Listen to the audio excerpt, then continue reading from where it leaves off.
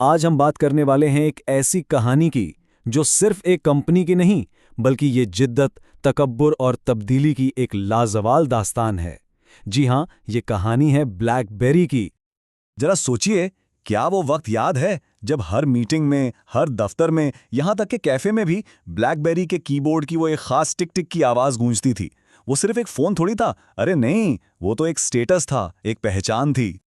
तो आइए कहानी वहीं से शुरू करते हैं, उस दौर से जब ब्लैकबेरी सिर्फ एक फोन नहीं बल्कि एक पूरे अहद का नाम हुआ करता था। मतलब बस उसे जेब से निकालना ही काफी होता था और सामने वाला फौरन समझ जाता था कि भाई ये कोई संजीदा शख्सियत है, जिसका वक्त कीमती है और जिसकी बात में वजन है। और वो कीबोर्ड, उफ, उसकी क्लिक की आवाज़ सिर्फ टाइपिंग की आवाज़ नहीं थी, नहीं, वो तो ताकत की, इख्तियार की और बड़े बड़े फैसलों की आवाज़ बन गई थी।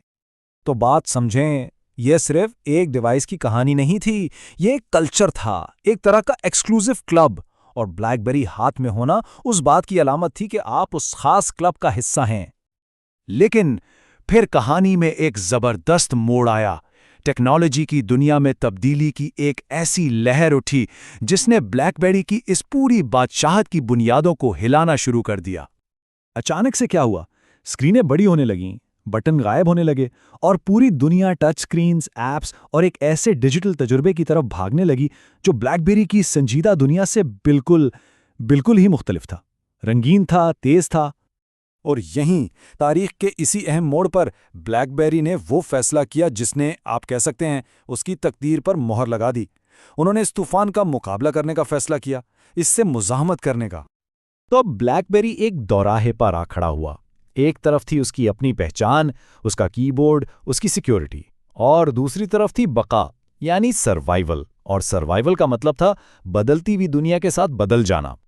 और कंपनी का मौक़िफ़ बिल्कुल वाज़े था, कीबोर्ड हमारी शनाख्त है। और यही वो ज़िद्दी फ़ख्र था जो आगे चलकर उनकी सबसे बड़ी और सबसे मोहलिक कमज़ोरी साबित हुआ। यहाँ एक बहुत गहरा सवाल पैदा होता है ना, कि क्या जिंदा रहने के लिए कभी-कभी अपनी सबसे बड़ी पहचान को भी कुर्बान करना पड़ता है? देखें, ये दो अलग-अलग दुनियाएं बिल्कुल साफ नजर आ रही हैं। एक तरफ है ब्लैकबेरी की दुनिया, कीबोर्ड, सिक्योरिटी, संजीदगी, और दूसरी तरफ है ये नई दुनिया, टच स्क्रीन, ऐप्स और आज़ादी। और बस यहीं से खेल खत्म होना शुरू हो गया। नए खिलाड़ी मैदान में आए, नए आइडियाज़ आए और देखते ही देखते इस देव को बहुत बहुत पीछे छोड़ दिया। जिद्दत की ये दौड़ इतनी तेज थी कि किसी को संभलने का मौका ही नहीं मिला।